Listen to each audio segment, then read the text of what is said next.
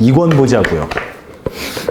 방금 그래도 쉬는 시간 동안에 잠깐 그 지역인재 구분 문제 조금 봤거든요. 가장 최신의 내용들은 계속 그래도 강의에 반영이 돼야 되니까. 2권은 솔직히 1권이 문법, 3권이 문학하고 솔직히 말하면 2권은 나머지예요, 나머지. 다 묶어서 나머지라고 보시면 되는데, 그래도 이름을 지어준다면은 이제 생활국어죠. 생활국어. 생활국어라고 볼 수 있죠. 근데 이게 1권이 문법이고 마지막에 3권이 문학인데 설명을 해야 될 부분은 문학하고 문법이 설명할 부분이 굉장히 많지만 시험은 요즘에 대세는 여기에요. 여기 뭐 있어요? 비문학. 그리고 화법. 100%죠, 100%. 비문학은 많이 나와서 100%고 화법은 최소 무조건 하나 이상 100%고 무조건. 그리고 이제 어휘. 이런 것들이 총망라되어 있는 것이 여기이기 때문에 뭐 작문도 최근에는 무조건 한 문제 이상은 꼬박꼬박 내고 있어요. 뭔지 차근차근 설명해 드리도록 할게요. 그리고 최근에 경향 추세는 어떻게 나오고 있는지, 그리고 어떻게 문제를 맞추어야 될 것인지. 지금은 대세는 여기죠. 그래서 2권이 양이 문법이나 문학에 비해서는 많다. 하지만은 문법에 비해서 양이 적지만은 실제로 지금 출제되는 경향과 추세는 여기입니다. 지금 2권. 2권에서 가장 많은 부분이 필요하고요. 일단은 어떻게 얘기를 끌어갈까? 일단은 쓰기는 작문이라고도 해요.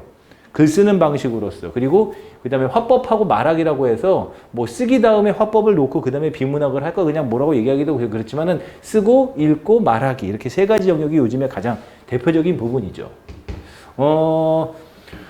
이 부분은 이론적인 부분이 분명히 있어요. 보면은 작문의 원칙, 그 다음에 화법에서 혹시 들어봤어요? 그 말하기의 원리, 뭐 양의 경률, 질의 경률, 공손성의 원리, 이런 것도 이론이 있거든요. 이론도 출제를 해요. 이번에 지역인재 구분 문제도 시작하자마자 이론부터 냈어요. 작문의 이론부터. 근데 여기는 이론보다는 실전 문제죠. 대표적인 게 뭐 있냐면 말하기는 화법 같은 경우는 A와 B가 말하는 상황을 쭉 준 다음에 그 대화 상황에 대해서 구체적으로 묻는 문제들이에요. 작문도 마찬가지예요. 특정한 조건, 공손한 표현을 넣으시오, 뭐 비유적인 표현을 사용하시오 이런 식으로 조건을 달고 그 조건을 갖다가 풀어나가는 문제들.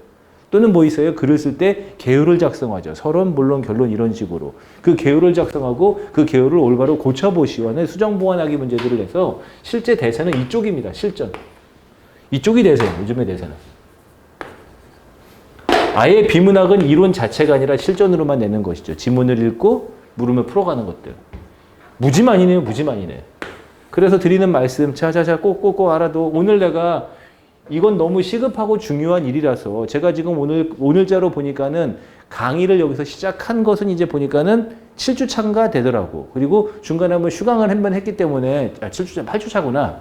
강의를 한 횟수로 보면은 벌써 8주 차 한 달이 다 돼 가고요. 그다음에 또 뭐 있냐면은 그 한 주 휴강했기 때문에 강의 횟수는 6주 차인가 7주 차인가 되더라고요. 더 빨리 먼저부터 이야기를 했었어야 되는데 어떻게 하냐, 진도는 나가야 되니까. 오늘 비문학에 대해서는 저기 수능 9월 모의 요거로 이따가 설명을 좀 많이 할게요. 오늘 여기까지 진도 못 나가니까. 내가 오늘 혹시나 꼭 알아도 오늘 만약에 저기 지금 촬영 시간대가 좀 바뀔 수가 있기 때문에 저거를 여러분들하고 같이 하지 못하고 그냥 영상으로 찍고 나중에 여러분들이 학원에서 스스로 보게 될 일이 있을 것인데, 오늘 저거 수능 9월 모의평가 풀이 저거 꼭 보셔야 돼. 알겠어? 꼭 보셔야 돼. 문제는 다 틀려서 빵점 맞아도 돼. 하지만 저기서 내가 문학을 접근하는 이야기, 비문학을 접근하는 이야기에 대해서 시급한 것들 빨리 알려줄게요. 대표적인 게 이런 거라고 보시면 돼. 로마자 표기법이 그렇게 잘 내진 않지만 미리미리 내가 좀 로마자 표기법 1람표 알아뒀더니 별거 아니었지. 그리고 미리미리 공부할 수 있었지. 얘는 시급하고도 뭐 굉장히 많이 나오고 지금 공무원 시험에 한 획이에요, 획. 근데 내가 그동안 말할 틈이 없었어. 그걸 비문학에 대한 이야기를 오늘부터 얘기할 거니까는 꼭 거기서 듣고 얘기하고, 여기서 하는 이야기. 비문학 같은 경우는 이론을 많이 내가 공부하고 외웠다고 해서 시험 문제 잘 푸는 게 아니잖아. 왜냐면 지금 내가 만약에 다음 글 읽고 물음에 답하시오 했는데 이 지문은 내가 다시 볼 일 없는 것이지. 여기는 철저하게 연습이 필요한 부분이에요. 연습. 오케이? 연습이 필요한 거예요. 연습. 연습이 필요하려면 뭐가 있어야 돼? 두 개가 존재해야 되겠죠. 첫 번째는 뭐 해야 돼? 연습이 필요하면 계획 세워야지. 계획이 있어야 되겠지. 그치? 계획은 내가 지금 단정적으로 이야기해 줄게요. 비문학은 내가 앞으로 자료를 쏟아지게 많이 갖고 올 거야. OX 갖고 오지, 그 다음에 이론적인 부분에 대한 교재 따로 PDF 파일을 갖고 올 것이지, 기출문제 갖고 올 것이지, 뭐 연습문제까지 많이 갖고 올 거니까 걱정하지 마세요. 일주일에 내가 한 번 올 수밖에 없어. 안타까운 일인데, 비문학에 대한 계획, 이따가 여기서 구체적으로 얘기할 거야. 꼭 들어. 꼭 들어. 나중에 영상으로 올리는 거니까 내 이 안 들으려 그냥 문제만 풀고 말래. 그러면 의미가 없어요. 계획은 적은 분량을 하루에 한 2지문, 3지문 정도. 문제 수로는 3문제, 4문제, 많으면 5문제 정도로. 꾸준히. 월수금? 화목토? 내가 보기에는 월화목금 정도 좋아 보여요. 오케이? 월화목금 정도. 근데 여러분들은 여기에 지금 스터디 카페에서 여기서 같이 이렇게 학습 지도를 받아가면서 공부하는 걸 봤을 때는 첫 번째, 다른 일하면서 공부하지 않는 걸로 생각하는데, 만약에 일하면서 만약에 알바를 해야 된다, 또는 뭐 결혼해서 가정이 있으시다, 아니면 또 애도 있다, 뭐 이런 식으로 만약에 내가 해야 될 내 일과 중에서 일이 있다면 내가 그 사람한테 매일 공부하라고 못하겠지만, 적어도 지금 나 솔직히 너무 편하다고 생각해요. 여러분들이 공부하는 게. 더 자기 자신 힘든 상황으로 내몰 수 있거든요. 적어도 이 정도면은 아침에 눈 뜨자마자 뭘 하는지 모르겠어. 하지만은 와가지고 책상에다 딱 공부해 펴가지고 여기 학원에 문 여는 시간에 와가지고 공부를 하겠죠. 라고 할 때 자기 루틴을 만드는 게 좋아요. 아침에 와가지고 정리한 다음에 모두 있고 커피도 타고 모두 한 다음에 뭐 있어요? 나는 하루의 시작은 비문학으로 할래. 그치? 바꿀 수 있어요. 나는 하루의 시작은 한자 5개로 할래. 하루의 시작은 행정법 8레부터 할래. 할 수 있지만은 정해진 시간을 놓고서 그때는 항상 비문학을 하는 게 아주 좋아요. 그리고 적어도 여기서 이렇게 관리받으면서 매일매일 공부하고 다른 뭐 직업이나 아니면은 일이나 또는 대학생 있나요? 학교를 다녀야 한다거나 이런 상황이 아니고 공부에 올곧게 매진한다면은 월화수목금토는 기본 아닌가? 난 상식으로 생각하는데. 적은 분량을 꾸준히 하루에 비문학 문제를 풀고 오답풀이 해야 돼. 오답풀이에 대한 이야기를 해줄게요. 오답풀이까지 하는데 하루에 비문학에다가 1시간씩 쏟는다. 그건 좀 난 안 맞다고 봐요. 적어도 한 30분에서 40분 정도 되는 분량을 꾸준히 해나가는 게 제일 좋아요. 많이 하지 마세요. 많이 한다고 좋아지는 거 아니야. 오케이? 영양제는 꾸준히 먹어야지 하루에 비타민C를 갖다가 100개 먹으면은 미쳤지. 두 번째, 뭐 있어야 돼? 텍스트가 있어야 되지. 그치? 텍스트. 하나 보자. 여기에서 지금 관리받아가면서 공부하는 사람들 중에서 내가 내 돈으로 공부하는 사람이 있다면 일해야 되는데 아마 내가 보기에 집에 돈은 있을 거라고 생각해요. 빨리 책 사서 공부하세요. 알겠죠? 빨리 책 사서 공부하세요. 내 책도 있고 다른 책도 있어요. 내 책이 있는데 책 공부하는 게 절대 아니고 내 책 말고도 2권, 3권, 4권의 책은 더 봐야 돼요. 적어도 공무원 시험 준비를 7개월 이상 하고 있다 그러면은 비문학 문제집만 한 내가 보기에는 3권은 봐야 되는 게 정상이라고 생각이 돼. 그치? 이런 것들에 대한 구체적인 얘기는 저거 풀면서 해주도록 할 테니까는 꼭 들어. 나 분명히 말했어. 이런 거 갖다가 말 돌리고 핑계를 대고 몰랐어라고 또 딴 얘기하고 변명하고 해봤자 시간은 여러분들을 기다려주지 않습니다. 절대 기다려주지 않아요.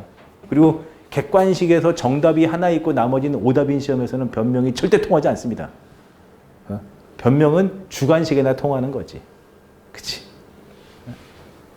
언어학자, 국어학자 입장에서 봤을 때, 어법을 익히는 국어학장에서 봤을 때, 무슨 이번에 무슨 뭐 학부모가 무슨 뭐 사과문인가 뭐 이렇게 자필 편집문 이런 거 올렸는데 참 보면 어법적으로 하나도 안 맞아요. 주관식에서나 변명이 통하지 사지선다 정답 하나 찾는 것에서는 변명이 통하지 않습니다.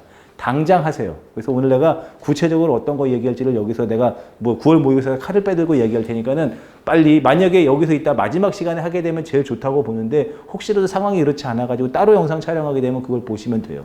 알겠죠? 비문학은 좀 나중에. 연습이 필요한 것들이죠. 그래서 쓰기부터 시작할게요. 그리고 미리 객관을 얘기해 주는 거예요. 객관. 뭐 화법은 말했지만 언어 논리 같은 경우는 이제 오류. 대표적인 게 오류. 추론. 그리고 뭐 그런 거 들어봤어요? 연역 추리, 귀납 추리, 유비 추리 이런 것들 있지. 추론, 추리. 오류라고 한다면은 뭐 흑백 논리의 오류. 너 내 친구가 아니야? 오늘부터 이제 적이야. 이런 식의 흑백 논리의 오류. 뭐 순환 논증의 오류 뭐 이런 것들. 뭐 선결성 조건의 오류 뭐 이렇게 여러 가지 오류가 있는데 그런 것들. 잘 내진 않는데 이거 내면 무지 어려워요, 오류가. 그리고 언어 예절 잘 내죠? 언어 예절 잘 내죠? 뭐 잘 내는 것은 뭐 말할 것도 없고 언어 예절이라고 하면 크게 봤을 때 뭐 있어요? 뭐 전화통화상이나 회사에서나 가정에서나 이렇게 기본적인 언어 예절이 있는데 그 언어 예절 자료는 국립국어원 표준 언어 예절 자료가 있어요. 이거 되게 길어요.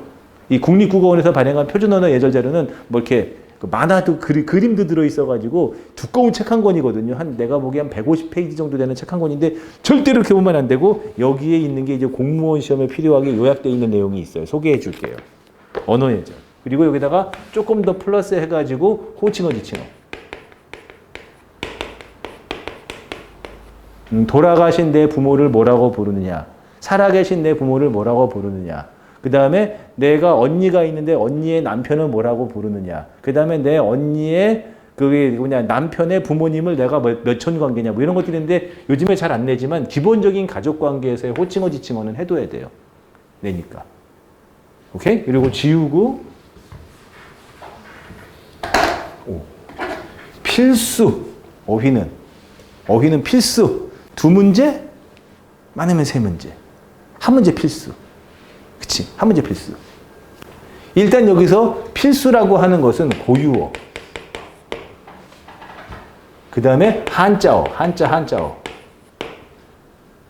됐죠? 또 뭐 있어요? 단위어. 뭐 고등어 한 손은 몇 마리 뭐 이런 것들.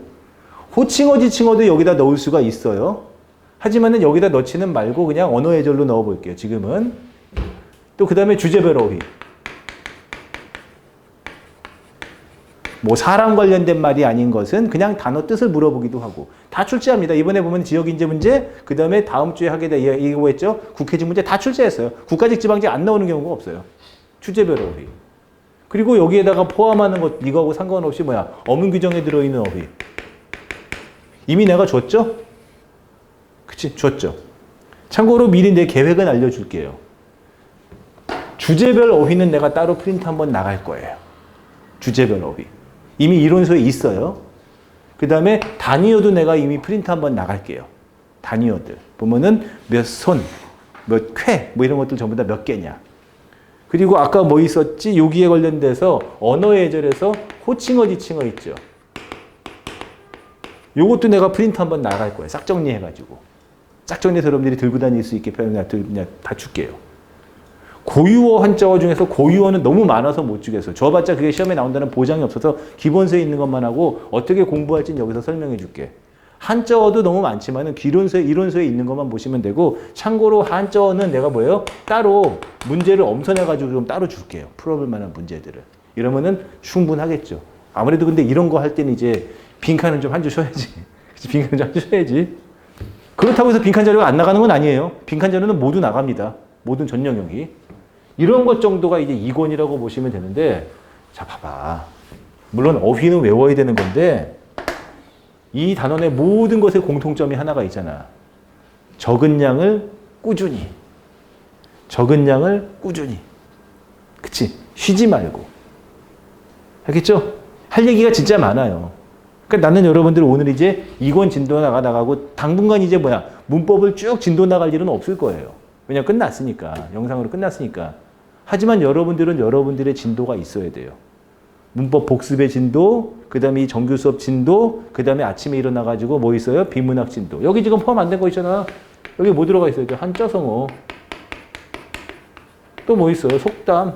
이런 거 좀 여기 들어있어야 되는데 언급 안 했잖아요. 속담은 솔직히 말해서 어휘가 아님에도 불구하고 매일매일 외워야 되겠죠. 그래서 한자성어 일주일에 몇 개? 월수금? 화목토? 월화목금? 그치? 뭐 월수토일? 뭐 이런 식으로. 자기만의 계획을 갖고 루틴을 갖고 계속해서 공부해야 돼요. 꼭꼭꼭꼭 쉽지 않습니다. 쉽지 않아요. 그러니 공무원 시험 준비를 하는 이런 수험생들은 예를 들어서 어쩌다 하루 쉴 수도 있죠. 공부가 안 되면 쉴 수도 있잖아. 혹시 여러분들 그런 거 못 봤니? 고등학교 다닐 때 이미 그때부터 머리가 깬 거야. 고등학교 다닐 때 보면은 좀 비교해서 뭐 하지만은 공부 잘하는 친구 있지. 그리고 종류가 여러 가지예요. 저 새끼는 진짜 공부 잘해. 그리고 매일 공부만 해. 이런 거 있고. 저 새끼는 되게 공부는 잘하는데 공부하는 꼴을 못 봤어. 양아치야. 어느 옷도 입고. 여러 가지 종류가 있지만 제일 문제가 그거지. 쟤는 하루 종일 공부하는데 성적이 안 나와. 바닥인 애들, 이런 애들 있잖아. 내가 그 중에서 다른 건 다 말할 게 뭐라지만은 보면 이런 애들 있지. 나 어저께 뭐 하느라고 놀았어. 그래서 지금 뭐 막 별것도 아닌 일에 막 보면 한 번 쉬었다고 한 번 놀았다고 막 펄펄 뛰는 애들. 그런 애들이 그 하루 놀아가지고 공부를 못한 게 아쉬워서도 있겠지만은 자기의 루틴이 깨진 거예요. 공부 잘하는 애들은 보통 그 루틴이 있어요. 그 루틴 하루가 깨진 것이 분노하는 것이지 오늘 공부 못해가지고 비문학 세집 문제를 못 푼 거, 오늘 5개 어휘를 공부하지 못한 게 중요한 게 아니죠. 예? 그러니 여러분들은 매일매일 공부하고 중요한 게 공부하기 때문에 공부하는 것도 중요하지만 하루의 루틴을 깨는 정도로 오늘 친구들하고 그냥 맥주 마셔버렸어. 마실 수 있죠. 그쵸? 오늘 뭐 먼 데서 친구가 찾아와가지고 감자탕에 소주 한잔 했어. 그럴 수 있죠. 또는 엄마가 야야 오늘 학원 가지 말고 오늘 그냥 쉬어라 해가지고 엄마랑 같이 놀 수도 있죠. 쉴 수도 있죠. 엄마랑 같이 감자탕에 소주? 기가 막히죠. 그치? 하지만 그날 하루를 공부 못한 것이 분한 게 아니라 루틴이 깨진 것이 하나여야 되고 이럴 때는 과감하게 하루의 루틴을 버릴 수도 있는 것이어야 돼요. 그래야지 쉰 것이 고생을 어쩌냐 억울하지 않겠지. 매일매일 여러분들의 루틴대로 하시길 바랍니다. 꼭 있어야 돼요. 오늘 내가 이건 진도 나갔으니 그거 하나 갖다가 붙잡고 있는 인간들. 그리고 또 뭐야 아직까지도 정신 못 차리고 모든 것을 여기다 놓고 다 공부하는데 나는 이 국어 수업을 듣기로 마음을 먹었는데 허구나 늦게 시작하고 일찍 끝내고 떨어져 봐야 돼. 얼마나 아픈지. 아직 안 떨어져 봐서 모르지. 마지막에 면접에서 탈락한 면탈하고 나서 저녁에 방구석에 앉아가지고 혼자서 달빛 바라보면서 난 뭐 할까. 예를 들어서 부동산 공부라도 했으면 공인중개사 공부했으면 그래도 부동산 서류라도 작성하지. 법무사 준비하다 떨어졌으면은 그래도 뭐야 자기 혼자서 소송 서류 한번 작성해 보지. 공무원 시험 준비하다가 이거 어디다 쓸 거야 맞춤법 표준어를. 그치? 그 불 끄고 나서 그 아픈 심정을 빨리 겪어보지 않으려면은 공부하시고 새벽같이 일어나시고 하나라도 더 보세요. 아예 그냥 자기는 나는 너무 일주일 공부하는 게 나 힘들다 그러면은 일주일 중에서 주말 하루 정도는 루틴에서 빼는 게 좋아요. 그래야지 쉴 때도 마음 편하게 쉴 수 있어요. 그래야지만 시험이 마지막에 100일 남았을 때 그 하루를 일요일 갖다가 루틴에다 넣었을 때 쾌감, 만족감도 있는 것이지. 빨리 계획 잡으시고. 자, 갑시다. 이론 설명도 있습니다. 하지만 나머지 대부분은 실전적인 설명이기 때문에 쓰기의 기초, 장문이 있죠. 장문은 쓰기, 화법은 말하기예요. 요즘 특히나 화법이 대세예요. 화법. 아주 대세예요. 아주 대세예요. 무조건 한 문제 나와요. 장문은 내기도 하고 안 내기도 하고 그리고 내봤자 하나를 찔끔 내기도 하는데 화법은 한 문제 필수, 2문제까지 가능, 3문제. 지방직은 보면은 20문제인데 3문제를 내는 경우도 봤어요. 화법은. 이유는 뭐겠어? 이쪽이 강조하는 이유는 뭐겠어? 여기다가 플러스 삼형제 뭐 있어? 비문학. 비문학은 읽기잖아. 비문학은 읽기죠. 수능에서는 여기를 독서라 그래요, 요즘에는. 그치? 읽기라고 하잖아. 이쪽 3개가 그 삼형제, 3대장. 그치? 왜 얘네들, 지금 공무원 시험에서 왜 얘네를 강조하고 있겠어? 직렬 가리지 않아요. 직렬 가리지 않고 모두 여기를 강조하고 있어요. 참고로 문제의 성격상 다르기 때문에 군무원 문제는 문법을 많이 내는데 예전에 비하면 여기가 많이 내요. 예전에 비하면. 그리고 국가직, 지방직은 말할 것도 없죠. 전체 중에서 80%를 여기서 채우고 있으니까. 70%, 80%를. 그리고 이번에 국회직 문제 보면 성격이 좀 달라요. 하지만 예전에 비하면 이쪽이 많이 내요. 지역인재나 서울시 문제 성격이 좀 다르거든요. 하지만 예전에 비하면 이쪽이 많이 나와요. 이쪽이 대세예요. 왜 그럴까? 목적은 이야기하고 갑시다. 안다고 하면 도움이 되는 건 아니지만 왜 그럴까? 공무원 시험 문제의 출제의 방향. 공무원 시험 문제의 출제의 방향. 정확한 방향이 생겼죠. 뭐예요? 원활한 의사소통 능력. 공직에 들어갔을 때 의사소통할 수 있는가? 대화가 되는가? 상사, 그냥 그 부하직원, 그 다음에 민원인들, 사람들과 올바로 관계 맺을 수 있는가? 그러려면은 읽고, 말하고, 쓰는 게 돼야 되죠. 그죠? 그렇기 때문에 이쪽을 강조할 수밖에 없는 거예요. 제일 중요한 건 면접이죠, 원래. 면접. 면접을 통해서 얘가 제대로 대화가 되는가? 그러니까 제일 중요한 건 면접이어야 돼요. 근데 그럴 수가 없죠. 그러면 그 많은 사람은 어떻게 면접을 다 보냐. 그러니 객관식으로 한번 떨어뜨리는 거예요. 하지만 대학교 같은 경우는 어떻습니까? 대학 자율화 정책을 두었기 때문에 걔를 시험을 보고 뽑는 것은 그래 필기 시험의 수학 능력 시험은 한번 걸추는 거지만 다 대학 자율학 수시 줬잖아. 수시 70%. 그건 대학교 니네가 알아서 하는 거잖아. 그렇기 때문에 알아서 할 수 있는 수시는 논술하고 면접하고 생활기록부를 보는 거예요. 중요한 건 이쪽이어야 돼요. 그러니 빨리 비문학 하세요. 분명히 말했어. 오늘 어떻게 하는지는 저걸 보면서 얘기해 줄게요. 먼저 장문 쓰기 화법은 뭐예요? 사고의 과정이고 밑줄 그어둡시다. 의사소통 행위예요. 의사소통 행위예요. 원활한 의사소통 능력. 이 말도 수능이란다. 공무원 시험 문제 출제를 했어요. 원활한 의사소통 능력. 밝히고자 하는 마음속에 있는 뜻을 서로 드러내고 받아주는 소통행위하는 거. 의사소통행위죠. 그걸 뭐예요? 글자와 말로써 전달하는 게 바로 작문과 말하기입니다. 그래서 뭐 주제문 작성이라고 했는데 일단은 여러분들 몇 개 책하고 같이 갈게요. 너무 뜬구름 잡는 얘기들을 다 설명하면 시간을 많이 가는데 여러분들 그 8쪽에 좋은 글의 요건, 충실성, 독창성, 성실성, 명료성, 일관성, 타당성이 있어야 돼요. 참고로 그 6번의 타당성 같은 경우, 타당성, 글의 사용 시점이나 독자의 수준이나 이런 것들이 목적에 맞아야 되는 거, 타당성. 목적에 맞는 글을 갖다가 타당성이라고 합니다. 그리고 거기 하나만 더 써둘래요? 통일성. 몇 번이지? 동그라미 7에 있죠. 통일성. 주제라고만 써두시면 좋겠어요. 주제. 글이 주제에서 어긋나지 않는 거. 그러니까는 하나의 주제로 글이 매끄럽게 이어지면 통일성을 갖추었다. 주제에서 어긋나는 글은 통일성을 어겼다. 이렇게 말할 수가 있겠죠. 뭐 나머지는 뭐 그냥 읽어 넘어가면 돼요. 관념어, 추상어, 상투어 피하고 현학적인 표현을 줄인다는 것을 할 때 뭐 중요한 말은 아닌데 현학적이라는 것은 너무 아는 척하고 너무 전문적이고 너무 아는 척하는 표현 싫다는 것이죠. 가끔가다 보면 이렇게 무슨 평론가 이런 사람들이 보면 너무 현학적이고 너무 되게 자기만이 아는 표현을 써가지고 들을 땐 멋있는데 집에 가면 무슨 말인지 못 알아듣겠어요. 대표적인 사람들이 누구 있어? 난 재밌는데 걔는 재미없대. 영화 평론가들. 너무 현학적인 표현으로 자기만의 세계에 있는 건 아닌가 싶어요.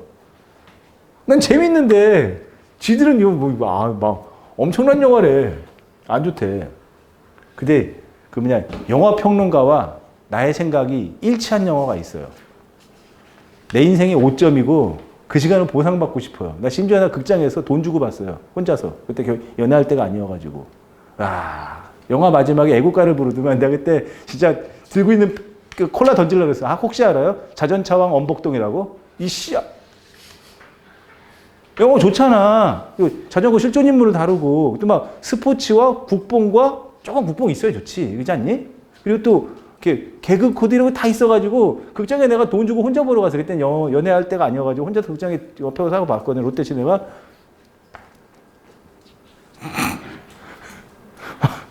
마지막에 애국가 부를 때는 이미 사람들이 좀 나갔어요. 갔어요. 와씨. 하여튼 그 영화에 대해서는 영화평론가나 나나 아주 현학적이고요. 평일치했어요. 그 영화 돈 주고 본 사람 있어요? 와. 절대로 VOD 서비스 이런 거 누르지 마세요. 큰일 납니다. 무서운 진짜. 주제문을 작성하는 문제를 내기도 해요. 다음 글의 주제문을 직접 작성해 보시고, 근데 여러분들은 문장을 직접 쓰는 것은 아니고 조건에 맞는 쓰기겠죠. 뭐 주어와 서술어 뭐 이런 것들이 있는데 중요한 건 아니니까 넘어갑시다. 몇 개만 좀 더 보도록 할게요. 10쪽의 주제문 작성에 대한 이야기는 여기서 지금 했고요. 하나 넘어갈게요. 몇 가지 이론적인 부분 여기 화면을 펼치고 아무래도 실전적인 문제이니까 이론적인 문제는 펼치고 거기 13쪽의 글의 구성 한번 봅시다. 글의 구성.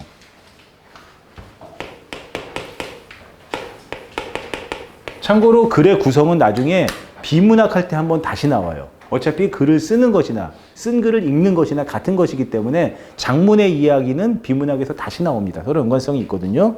그래서 글의 구성은 시간적 구성, 공간적 구성, 물리적 구성이 있고 그냥 별거 아니니까 넘어가. 하지만 이거 중요해요. 3단 구성. 3단 구성. 보통 서론, 본론, 결론.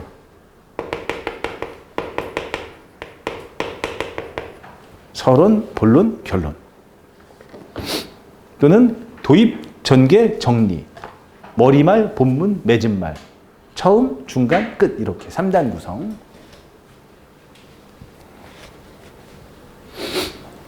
이게 절대로 이게 장문이라는 것들은 수능 문제 풀면 안 돼요. 예를 들어서 대표적인 게 이제 비문학인데,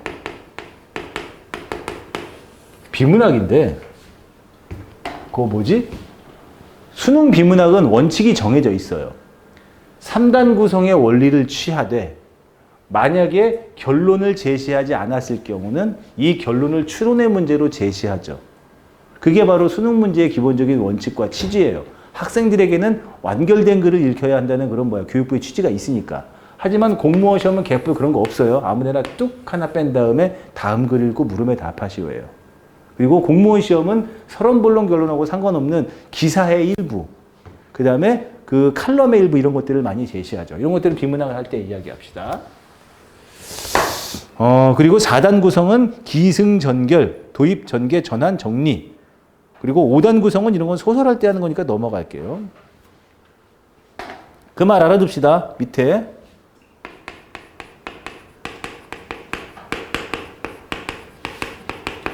이 말 알아두세요. 거기 두괄식은 주제가 시작할 때 있는 것이 두괄식이고, 미괄식은 주제가 마지막에 있는 거거든요. 아니, 옛날에 시험 문제가 이런 경우 있어. 기출문제 풀이할 때 하게 될 거예요.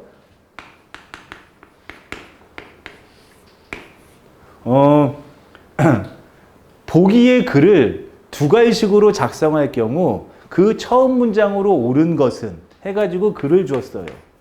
그러면 당연히 이 글의 주제 작성하라는 얘기지? 내 말 알아먹어요? 근데 상당수 수험생들이 두괄식이라는 말이 무엇인지 몰라가지고 그냥 틀렸어요. 물론 상당수 학생들은 다 알았겠지만 두괄식은 주제를 대가리에다가, 미괄식은 주제를 끝에다가 꼬리 밑자. 오케이? 기본적인 용어의 뜻을 몰라서 틀리는 일은 없어야 되겠죠. 양괄식, 중괄식도 있는데 이런 것들 읽어보시면 되고, 점층식, 인과적 구성 이런 것도 있습니다.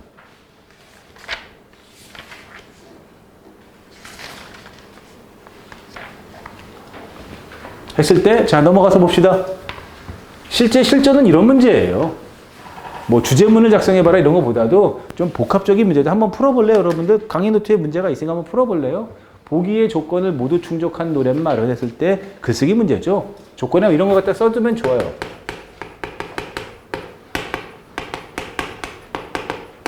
조건에 맞도록 쓰기. 조건에 맞도록 쓰기. 이 문제를 잘 풀기 위해서는 반드시 뭐 해야 돼요? 조건을 이해해야 돼요. 조건을. 자, 조건을 이해해야 돼요. 감정을 이입하라. 첫 번째 조건. 역동적이다. 그 다음에 통사구조의 반복. 이렇게 세 가지 구조가 드러나 있어야 되는데 답이 1번이니까 얘는 지금 오답풀이 하자는 것은 아니니까는 1번만 설명할게요. 감정을 이입하라.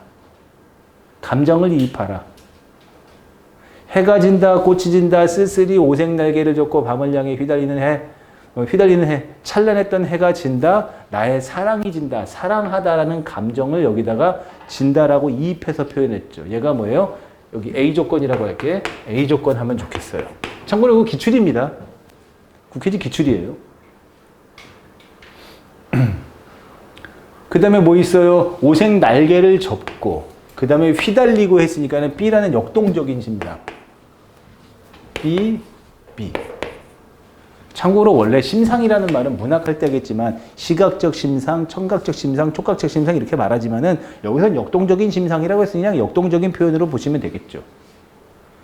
그 다음에 통사구조의 반복, 문장 구조가 특정한 문장의 뼈대,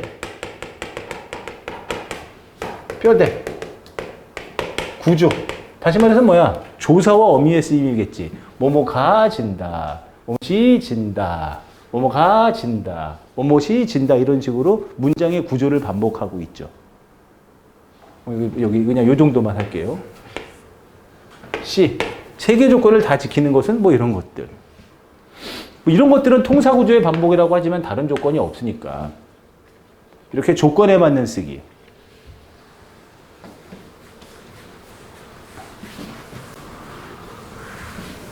참고로 이런 조건들은 앞으로 문학을 하거나 거기서 더 설명할 일이 있지만 결과적으로 이런 조건에 맞는 쓰기의 작문 문제를 잘 풀려면 뭐 해야 돼? 문제를 많이 푸는 연습이 필요하죠. 그래서 뭐 여러분들 지금 공부할 게 많다고 난 생각이 돼요. 어쨌든 간에 여러분들은 대체적으로 5과목 다 공부하니까 5과목이면 참 많은 거지, 힘든 거지. 많이 하는 거지 힘들기는 한데 만약에 선생님 저는 좀 공부를 좀 더 적극적으로 나아가고 싶습니다라고 한다면은 기출문제를 갖다는 걸 더 볼 수도 있어요. 나중에 내가 여러분들한테 드리는 책은 아마 이렇게 굉장히 두꺼운 한 1000페이지에 육박하는 단원별 기출문제집이에요. 모든 공무원 시험 문제들 다 망라한 것들 단원별 문제인데 뭐 기출문제는 2번, 3번 여러 번 풀어도 좋지 않습니까? 그죠? 그렇게 봤을 때 공기출은 알지?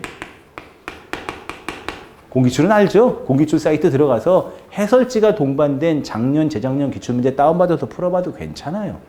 어차피 거기 있는 거 또 봐도 여러분들 모를 것이고 또 보면 또 보는 대로 더 좋은 거니까. 알겠지? 어쨌든 저는 최신 새롭게 올라오는 문제들은 다 봐줄 겁니다. 진짜 상 받아야 돼. 국회적 문제 아무도 안 해. 언젠가부터 안 하더라고. 귀찮으니까 안 하는 거지. 뭐 글의 구성은 자연적 구성, 시간적 구성, 공간적 구성, 물리적 구성인데 별로 중요한 개념들은 아니에요. 요 말은 이해 하나 합시다. 추보식 구성이라는 것은 시할 때도 쓰니까 시간의 흐름에 따른 구성을 추보식 구성이라고 해서 과거, 현재, 미래 이런 식으로 시간의 흐름에 따라 내용이 전개되면 추보식 구성이라고 해요. 우리 그런 말 쓰잖아. 시간의 추이, 순서에 맞게 걸어나가는 거죠. 한자를 이렇게 많이 하면 좋아요.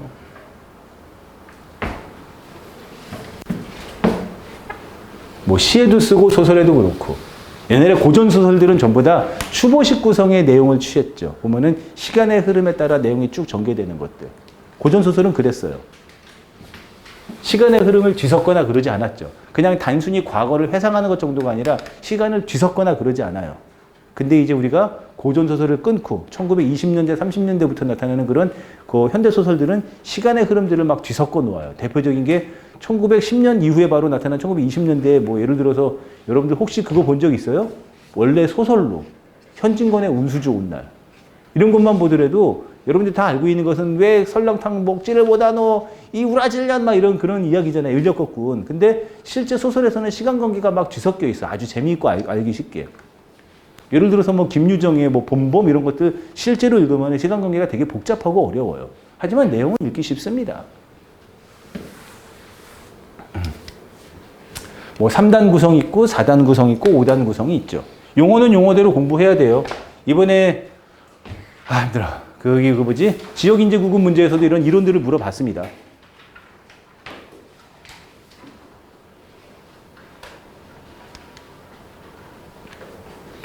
그리고 여러분들 보면은 14쪽에 개요 작성이죠. 실제로 여러분들 작문 문제는 2가지 측면에서 많이 내요.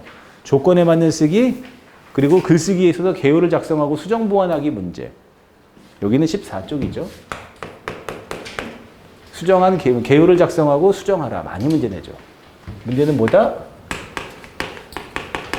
개요를 작성하고 수정하고 부족한 부분을 보완하기 문제. 서론 한번 우리 이 개요를 한번 보고 넘어갑시다. 서론. 자, 주제는 생태계 파괴의 문제점을 고발하는 것입니다. 신탁성. 근데 실제로 서론에서는 뭘 얘기했어요? 주제는 이거지만은 문제점은 뭐냐? 서론에서는 해결 방안을 제시하겠다고 서론에서 얘기했으니 반드시 해결 방안이 있어야 돼요. 해결 방안이. 주제만 놓고 보면은 해결 방안을 말 안 할지도 모르겠지만은 서론에서 말하겠다고 얘기했기 때문에 해결 방안 제시해야 돼요. 그래서 문제점, 그 다음에 원인, 해결 방안 이렇게 돼야 되죠. 얘는 그냥 제가 만들어낸 그냥 올바른 정확히는 내가 만든 건 아니고 기출인데 문제점, 먹이사슬 붕괴, 그 다음에 멸종동물, 기형동물, 원인, 인식 부족, 그 다음에 자연훼손과 오염, 그 다음에 외래종 도입. 잘 봐. 나중에 뒤에 문제풀이 할 때 한번 해봅시다. 해결은 물어본 걸 답해야 돼요. 인식이 부족하니 인식을 재고, 올리고, 높이고. 그 다음에 자연이 훼손됐으니 자연을 고치고. 외래종이 막 들어왔으니 못 들어오게 하고. 물어본 걸 답해야 되겠죠. 예를 들어서 시험 문제는 이렇게 내겠죠. 이렇게 여기까지 문제 없다고 했는데 이걸 쭉 바꿀게요. 여기다가 뭐 있어? 저 뭐지? 외래종 도입했는데 뭐냐? 토종 물고기 경쟁력 강화는 되겠다. 무슨 뭐 자동차 매연 오염 없애기 하면은 그것도 생태계 파괴하는 데는, 생태계를 살리는 데는 좋은 역할을 하겠지만은 안 맞죠. 이렇게 되면 여기다 이제 기억한 다음에 기억은 이래저래 해가지고 문제가 되니까 이렇게 고치자. 이런 식으로 수정 보완하기 문제를 내는 게 바로 개요 작성 수정 보완하기 문제예요. 문제 잘 내죠. 그리고 마지막에 결론은 마무리하는 것이고. 직접 문제를 한번 봐야지.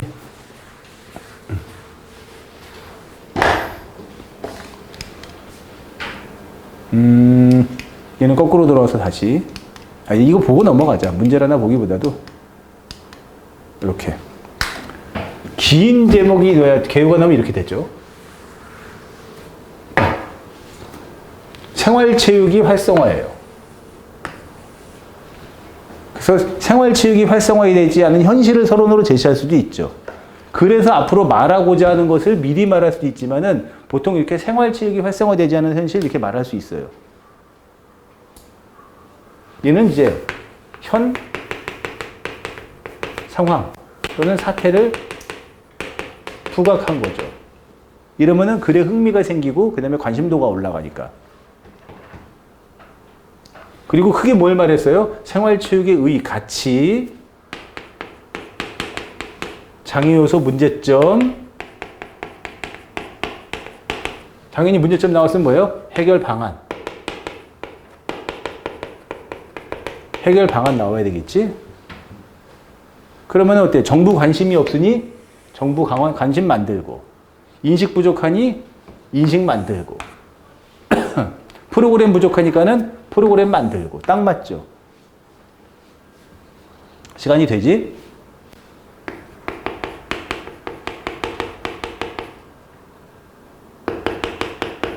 그래서 이 개요 작성 수정하기 문제는 좀 기계적인 연습이 필요해요. 맨날 나오는 코드가 똑같으니까.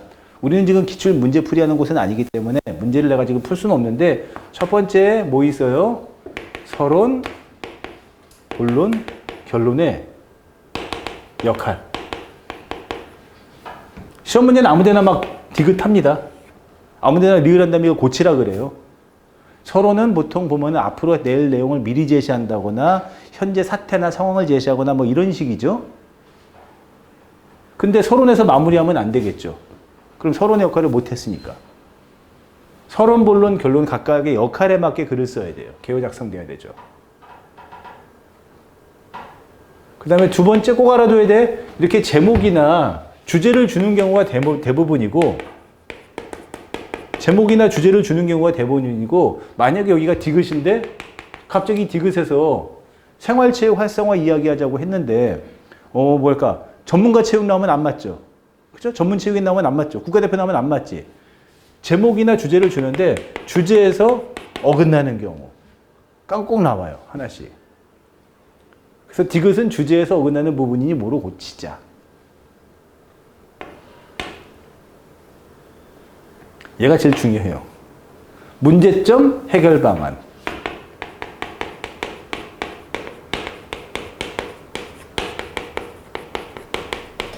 이렇게.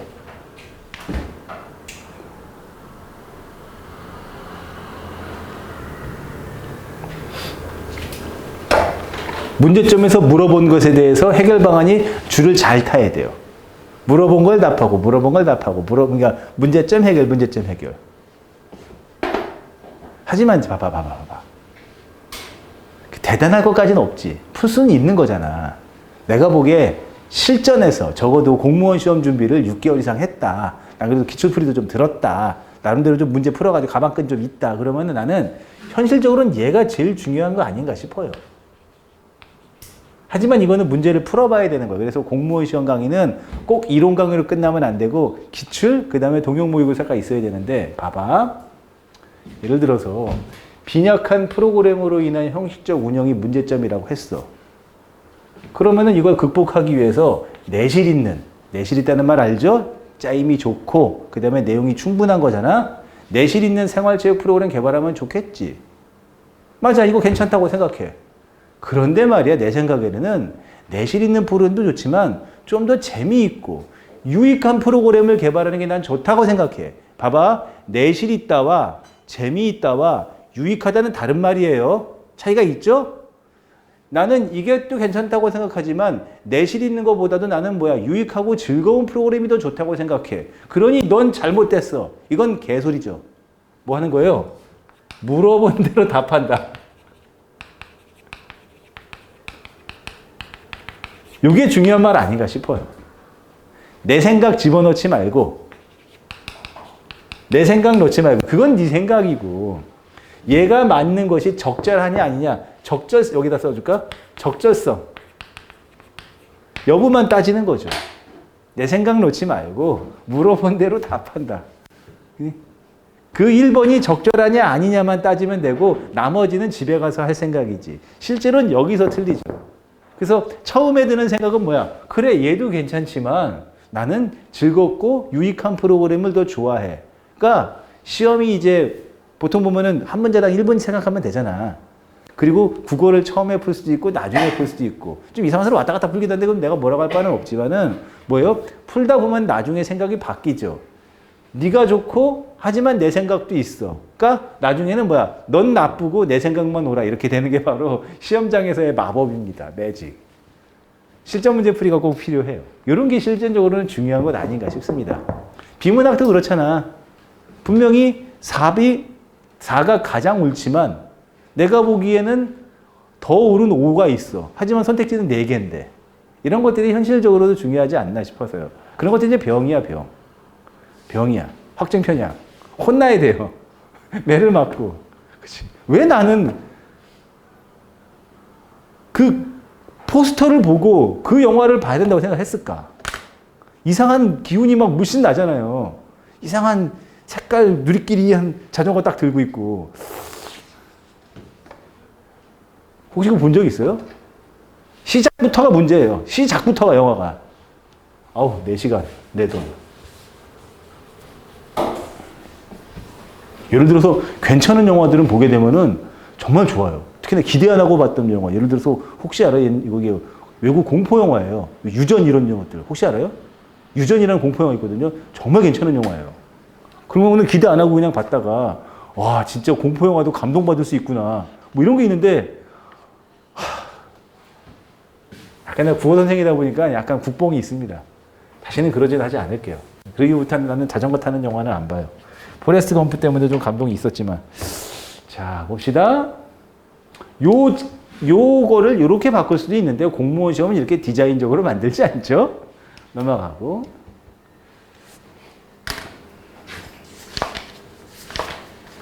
여러분들 그 19쪽에 이런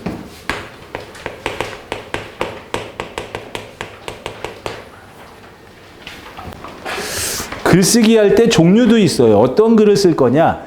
거기 비문학 독서하고 같다고 봅니다. 정보 전달하는 글을 쓸 것이냐, 정보 전달하는 글을 읽을 것이냐. 같은 거라고 보시면 돼요. 또 나중에 또 나와요. 설득과 비평하는 글을 쓸 것이냐, 그런 글을 읽을 것이냐 해가지고 여러분들 19쪽에서부터 여기 24쪽까지